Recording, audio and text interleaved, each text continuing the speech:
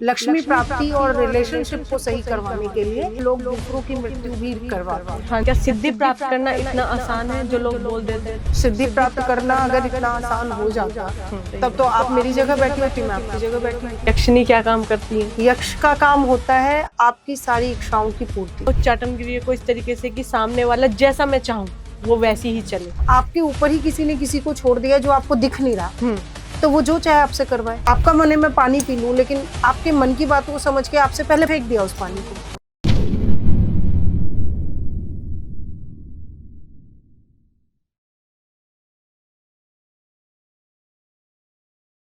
जय माता दी आप सभी को। मैं आद्या, स्वागत है आपका हमारे टीवीटी चैनल पर। तो आज हमारे साथ जुड़ चुके हैं आचार्य जी, जो आज पॉडकास्ट में बताने वाली है कि सिद्धि प्राप्त करना इतना आसान नहीं है और यक्षिणी का असली सच जो आपने कभी नहीं सुना होगा। तो आज इस पॉडकास्ट में ये सारी बातें जानेंगे।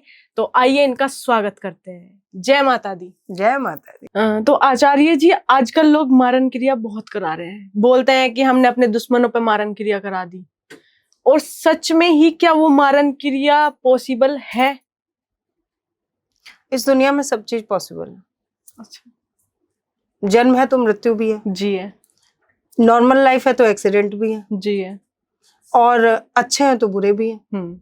अब आप बहुत तरक्की कर रहे हो, बहुत तरक्की कर रहे हो, आप दूसरों के टेंडर छीनते जा रहे हो, सामने वाले को तो बुरा लगेगा ना। बिल्कुल। जिसने 10 साल से 5 साल से अपनी पैठ बना रखी है, आप आते ही नया बुद्धि लेके आए, नई चीजें लेके आए, आपने क्या किया, सामने वाले का छीन लिया। आपने अपनी स्किल से छीना, लेकिन सामने वाले को तो ये लग रहा है ना कि क्या हो रहा है। बिल्कुल। तो वो आपको अगले दिन उठने ही नहीं देगा। अच्छा, जो आप सोते ही रह जाओगे। बिल्कुल। हाँ, इसी क्रिया को बोलते हैं। अच्छा, वो मारन क्रिया ही होती है। Of course. और जैसे बोल देते हैं कि अटैक आ गया, जैसे रात में सोए अच्छे खासे थे और सुबह देखा तो मृत्यु। अटैक ज्यादा नहीं आ रहे आजकल? आपको नहीं लग रहा कि ये केस बढ़ गया है? हाँ, ये आपने बहुत ज्यादा सुन लिया है। घर में इंसान सही है, चलो जिम जा रहा है, सब कुछ कर रहा है, रेगुलर है, फूड अच्छा ले रहा है, क्या हो गया उसे? ये बात 5 मिनट की घबराहट हुई, उसे हल्का हल्का हैवी फील हुआ और वो चलता गया। उसके कंधे पे कई बार बहुत ज्यादा चीजें फील होती है, उसको देखोगे आप लो फील करने लगेगा और खत्म। तो वो मारन क्रिया ही कुछ तो हो ही रहा है ना। बिल्कुल। हाँ, एक ओके है, बिल्कुल, मतलब सब कुछ ठीक है और अचानक से ऐसे मृत्यु हो जाती है तो फिर वो मारन क्रिया का साइन है। तो आप करते हैं मारन क्रिया? नहीं, हम करते नहीं, बट बचाते। अच्छा, काट करते हैं आप उसकी? काट की कोशिश पूरी रहती है, और उसमें समाधान जो होता है वो आसान नहीं होता। अच्छा, आसान नहीं होता, ये बात मैं क्लियर कर दूं। लेकिन उसके समाधान अगर आप निकालते हैं तो आपको यथासंभव समय निकाल के उसको एक चीज और मैच करनी होती है कि आपके जितने भी ग्रह नक्षत्रों को देखते हुए, अगर आपके प्लेनेटरी पोजीशन को देखते हुए आप मारन क्रिया को बचाव में लाएं तो आपका असर ज्यादा होगा। अच्छा। और मारन क्रिया का प्रभाव, अगर आपका गुरु प्रविष्ट है, गुरु अगर आपका बहुत ज्यादा आपके लग्नेश में बैठा हुआ है, तो मारन क्रिया करने वाले पर उल्टा चला जाता है, ये भी होता है। इस बात को आप ध्यान रखें। अच्छा, जो मतलब कर रहा है उस पे साइड इफेक्ट बिल्कुल अटैक अगर मान लीजिए, मैं एक एग्जांपल लूं, आपकी कुंडली में अगर लग्नेश में गुरु बैठे हैं, और भी प्लैनेटरी पोजीशन ध्यान रखती है, लेकिन अगर वो ग्रह आपका स्ट्रॉन्ग है और आपकी दशा, प्रत्यंतर दशा और सूक्ष्म दशा सब वही चल रहे हैं आपके फेवरेबल, तो जिसने आप पे मारन क्रिया किया है ये उल्टा उस पर ही हो जाएगा। अच्छा। ये बात आपको कोई नहीं बताएगा, ये बताता क्योंकि भी लोग नहीं पैसे लेते हैं ना। बिल्कुल। पैसे अगर मैं आपको बता दूंगी तो क्या आप मुझे पैसे दोगे? पहले जाके आप दिखवाओगे। बिल्कुल सही बात। लेकिन इसका उपचार है, और ऐसे लोगों को बचाना बहुत आसान भी होता है। हाँ जी, ऐसे लोगों को जल्दी बचाया जा सकता है।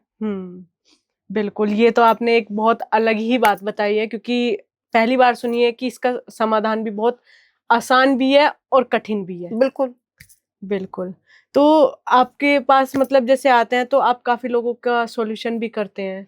तो अभी मलेमास चल रहा है, आप इसे कहते हैं नॉर्मल भाषा में, जिसमें कोई शुद्ध काम नहीं किया जाता। जी बिल्कुल। लेकिन इस टाइम पर आप देखेंगे कि एक्सीडेंटल केस बहुत बढ़ जाते हैं। इस टाइम पर आप देखेंगे कि हार्ट अटैक के केसेस बहुत बढ़ जाते हैं। ठीक है? क्योंकि इस टाइम पे ये चीजें और प्रविष्ट हो जाती है। अशुद्ध कार्य और प्रविष्ट हो जाता है और शुद्ध कार्य थोड़ा सा कम हो जाता है। जी नई पूजा आप नहीं करेंगे, नए घर नहीं खरीदेंगे। हाँ बिल्कुल, लेकिन किसी को मृत्यु लोक जाने से कौन रोक सका है? कोई भी नहीं रोक सकता। तो बस उस टाइम पे कीजिए, आप बिल्कुल कीजिए। और रिजल्ट कहते हैं कि लोग करने वाले करते हैं, लेकिन हम एक चीज कहते हैं कि माता रानी के आशीर्वाद से बचाव संभव है, बिल्कुल बिल्कुल है। और ये चीज कहते हैं कि पूरे भरोसे के साथ, पूरा निष्ठा के साथ किया हुआ काम का बता रहे कि बचाव निश्चित है। बिल्कुल सही बात, करना आना चाहिए, करना आना चाहिए, आपको सब जानकारी होनी चाहिए। हाँ जी। अब आप जानकारी के साथ अगर बैठेंगे तो रिजल्ट आएगा ही आएगा। बिल्कुल, आप परीक्षा में बैठ गए और आपको पेपर का नहीं पता तो आप कैसे देंगे? लेकिन आप बैठे हुए हैं, आपके पास सारा समाधान है, तो आप लिखना शुरू कर देंगे ना। बिल्कुल वैसे ही है, आप हर चीज को उस तरीके से ले जिसका परिप्रेक्ष्य सकारात्मक है, नकारात्मक भी है। जी सही। अगर नकारात्मक क्रियाएं काम कर रही है तो सकारात्मकता तो उसे रोकेगी ना। बिल्कुल। और ध्यान से और उससे आप अपनी सकारात्मकता को बढ़ाइए और जो मंत्र है, जो विधि है, उसको तरीके से कीजिए तो रिजल्ट आएगा। बिल्कुल। तो आजकल मैम लोग अघोरी हो या तांत्रिक हो, चाहे कोई भी हो, बोल देता है कैमरे के सामने आके कि मैंने ये सिद्धि प्राप्त कर रखी है। क्या सिद्धि प्राप्त करना इतना आसान है जो लोग बोल देते हैं? सिद्धि प्राप्त करना अगर इतना आसान हो जाता तो हर कोई सिद्ध होता। तब तो आप मेरी जगह बैठी होती, मैं आपकी जगह बैठी होती। बिल्कुल। आपको सिद्धि नहीं मिले। और नेगेटिव तरीके से भी सिद्धि काम नहीं करती। अच्छा, आप बिल्कुल बन के बैठ गए हैं कि नहीं हम तो ये कर देंगे, बिल्कुल नहीं होगा। मैं लिख के दे रही हूँ कि नहीं होगा जी। लेकिन अगर आपने किसी चीज को सिद्ध करने के लिए उतना समय, उतना ज्ञान, उतना अपना पूरा जिंदगी भर का कहते हैं ना कि एक तप लगाया है, तो आपको रिजल्ट अच्छा आएगा। बिल्कुल। और आप सिद्ध कर सकते हैं। लेकिन सिद्धि हर किसी को नहीं मिलती, ये भी लिखा हुआ है। अच्छा। आप कहीं भी जाके वेदों में, पुराणों में भी पढ़ सकते। बिल्कुल जी। तो आपने कौन कौन सी सिद्धि प्राप्त कर रखी है? सिद्धियों की अगर मैं बात करूं तो माता रानी के आशीर्वाद से, माता रानी की कृपा है। और माता रानी ही, मैं उनको क्या सिद्ध करूंगी, लेकिन उनका आशीर्वाद मेरे सर पर है जी। क्योंकि कहते हैं कि ज्ञान जितना भी हो जाए उसको छलकना नहीं चाहिए। सही बात। माता रानी का आशीर्वाद है मेरे साथ पर। बहुत बढ़िया, बिल्कुल बहुत बढ़िया, उसी से सारा समाधान हो जाता है। वही हो रहा है। मैंने तो आपको पहले भी बोला, जैसे हमने पिछले पॉडकास्ट में भी बात किया था बिल्कुल। कि आप दुर्गा सप्तशती करें। उसके बाद लक्ष्मी पाने के लिए लोग दूसरों की मृत्यु भी करवाते हैं। हाँ जी, करवाते हैं। लक्ष्मी प्राप्ति और रिलेशनशिप को सही करवाने के लिए ये सब क्रियाएं की जाती है जी। तो रिजल्ट तो आता है बिल्कुल। लेकिन मैं कहती हूँ कि मैं बचाने वालों में से रहना चाहती हूँ और माता रानी के आशीर्वाद से आज तक बचाव पे हमने ज्यादा काम किया। बिल्कुल बिल्कुल। लेकिन काम भी करते हैं, अच्छे के लिए करते हैं। अगर कोई सच्चा प्यार पाना चाहता है तो आप उसे दिलाते हैं। कोशिश तो यही रहती है और रिजल्ट भी होता है जी। लोग, मैंने आपको बताया भी पिछले में। अब आप मारण क्रिया की मैं आपको एक बात बताऊं। एक आए थे हमारे पास, बुजुर्ग थे। बहू को ये बहुत ज्यादा चिंता हो गई थी कि सास है और मुझे सब कुछ मिल नहीं रहा। और सास जो है वो 90 साल की हो गई है। अच्छा। अब एक जाएंगी तभी तो दूसरी आएगी, क्योंकि सास भी कभी बहू थी। बिल्कुल। लेकिन अब सास जा नहीं रही है तो बहू को आ नहीं रहा है। हाँ। उनकी भी एज बढ़ गई है। बिल्कुल। उन्होंने अपनी जवानी तो बिता दिया, वो बुढ़ापे को भी किसी के प्रेशर में नहीं बिताना चाहती। तो उन्होंने उस पर किया बाद में, लेकिन एक प्रभु कृपा से उनको खुद ही महसूस हो गया कि मैं ये गलत कर रही हूँ जी। और उन्होंने हमारे पास आके सारी चीजें कबूल ली कि जी हमने ये किया। अब उसका समाधान निकाला गया और आज के समय में उनकी सासू माँ भी ठीक है और वो भी है और सही चल रहा है। अब जब तक उनकी प्रभु इच्छा तक, मैंने क्या आपको बताया था, गुरु अगर आपके परिप्रेक्ष्य में है बिल्कुल तो करने वाला या तो खुद जाएगा या वो सुधर जाएगा। बिल्कुल सही। ये उसका एक इसलिए बोला क्योंकि मैंने भी इस केस से, इस स्टडी से हमने सीखा था जी। जी बहुत बढ़िया। बिल्कुल। तो आजकल मैम उच्चाटन क्रिया बहुत चल रहा है। सारी क्रियाएं चल रही है जी। तो उच्चाटन क्रिया को अलग अलग तरीके से डिफाइन करते हैं लोग, तो आप बताइए कि उच्चाटन क्रिया है क्या और क्या कार्य करती है? चलिए, आपने अगर नाम सुना उच्चाटन तो आपको क्या समझ आया अगर मैं पूछूं तो? हमें तो कुछ समझ में, मतलब अलग अलग तरीके से बताते हैं। कोई कच्चे कलवे से थ्रू बता देता है, कोई मारन क्रिया से बता देता है।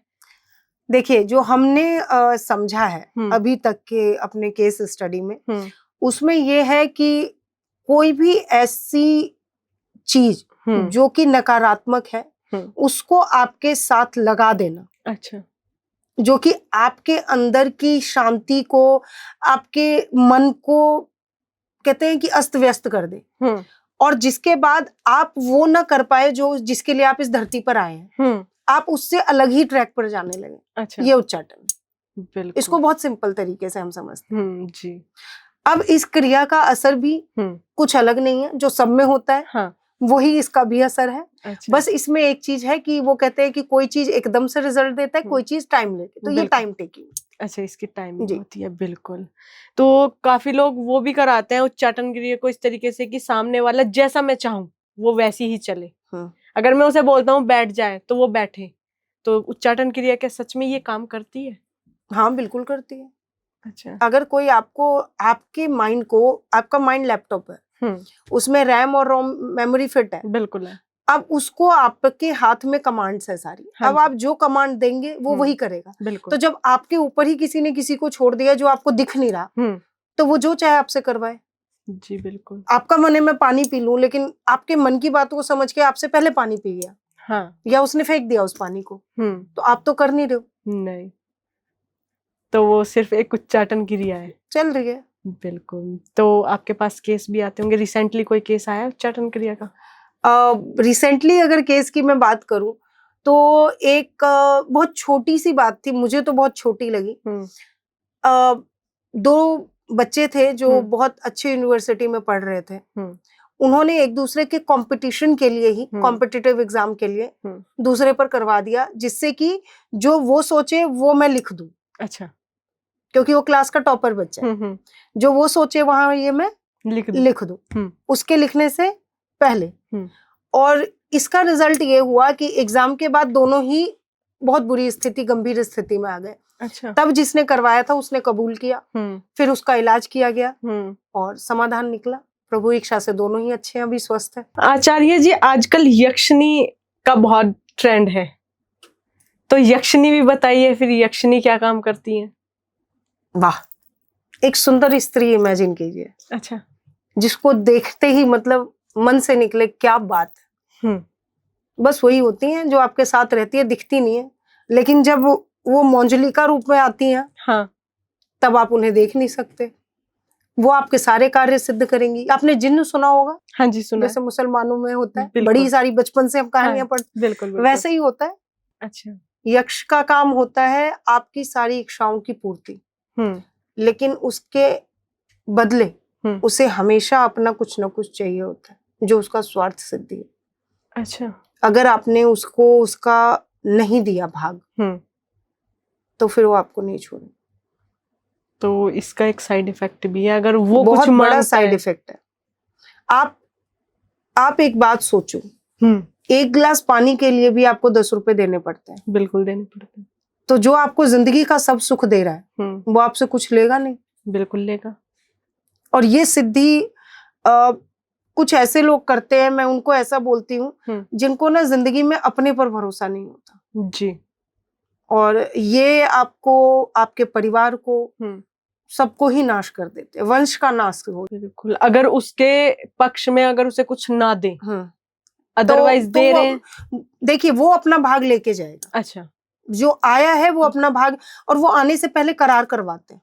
अच्छा, वो करार करवाते हैं कि आपको ये करना पड़ेगा, और आप नहीं, तब तो आप एक्साइटमेंट में कह देते हैं, लेकिन बाद में आपको समझ आता है कि इसका साइड इफेक्ट क्या है। हाँ, बिल्कुल जी। तो ये लाइफ टाइम तक ही साथ रहता है या फिर चला जाता है? वो जब जाता है तो आपको लेके ही जाता है, जब तक मृत्यु रहेगी, जब तक आप धरती पर हैं उसकी मर्जी से है। जब वो गया, आप गए, तो अब आप इसको क्या कहेंगे? तो ये तो कभी भी लेके जा सकता है। अब वो डिपेंड करता है कि आपने उसकी डिमांड क्या रखी है। मैं आपको एक छोटी सी कहानी सुनाती हूँ। हाँ। यक्षिणी को समझते हैं। हाँ। एक जिन्न था। हाँ। 14वीं शताब्दी की बात है। उसको एक बड़े से उसमें पत्थर के नीचे कैद करके रख दिया गया। तब एक मोटी सी लड़की आई, वो उस पत्थर पे गिरी और वो पत्थर हट गया और वो जिन्न बाहर निकल गया। जिन्न को ये था कि उसको 3 वो वरदान देगा तो वो मुक्ति पा जाएगा। अब क्या हुआ, उस मोटी ने उसे देखा और वो जितना उसे कहे कि तुम मुझसे वरदान मांगो, तो उसको कॉन्फिडेंस ही ना हो, क्योंकि वो मोटी लड़की थी, उसको नहीं समझ आ रहा था। वो तो खुद मुसीबत में फंसी हुई थी बेचारी। वो ये भी नहीं मांग पाई कि मुझे इस गुफा से बाहर निकाल दो। फिर क्या हुआ, उसको गुस्सा आया, उसने क्या किया, 3 में से एक भी वरदान नहीं मांगे, तो फिर वही जो जिन्न को श्राप था वो फिर से कैद हो गया उसी पत्थर में। अच्छा। फिर उसके 50 साल बाद फिर आया, तो फिर से क्या हुआ कि एक राजा ने उसे क्या किया, उसे वहां से हटाया। तब उससे बोला कि तुम अपना वरदान मांगो, तो उसने 2 वरदान मांगे राजा ने, फिर उसको वो कैद हो गया।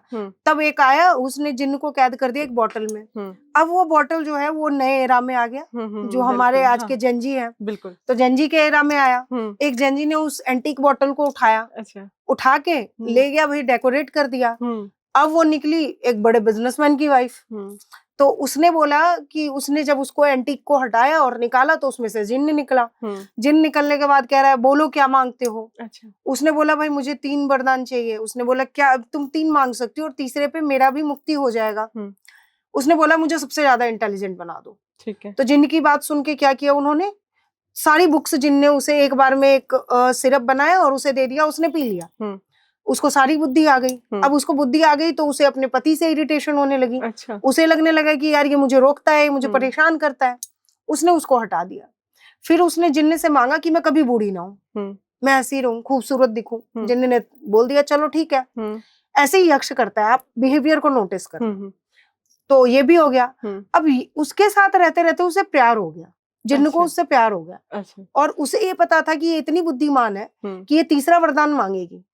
तो उसने क्या किया कि भाई तुम मत बोल, तो वो जैसे ही कुछ मांगने लगती वो उसके मुंह पे हाथ रख देता। अच्छा। लेकिन हुआ क्या कि लास्ट में उस औरत ने मांगा, परेशान हो चुकी थी वो, उसको ये लगने लगा कि ये मेरे पर कब्जा कर चुका है, ये मुझे रोक टोक करता है। मैंने अपने पति को भी इसलिए हटाया क्योंकि ज्ञान तो उसको बहुत हो गया था। बिल्कुल।